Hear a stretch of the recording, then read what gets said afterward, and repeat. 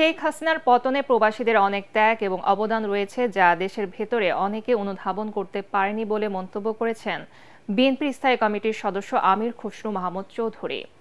BNP অন্তর্বর্তী সরকারকে সহযোগিতা করছে জানিয়ে আমির খসরু বলেন, জনগণের মালিকানা ফিরিয়ে দেওয়ার প্রথম ধাপ হচ্ছে মানুষের ভোটের অধিকার ফিরিয়ে দেওয়া। সকালে জাতীয় প্রেস ক্লাবে যুক্তরাষ্ট্রের বিএনপি নেতাদের আয়োজনে বাংলাদেশের গণতন্ত্রায়ন ও উন্নয়নে বহির্বিশ্বে বিএনপির ভূমিকার শীর্ষক আলোচনা ও মতবিনিময় সভায় তিনি এই কথা জানান। রাজনৈতিক দলগুলোকে জনগণের কাছে যেতে হবে আগামী নির্বাচনে, তারা কি কি করতে চায় জনগণের ম্যান্ডেট নিয়ে সংসদে আনতে হবে, সেই সংসদ সিদ্ধান্ত নেবে।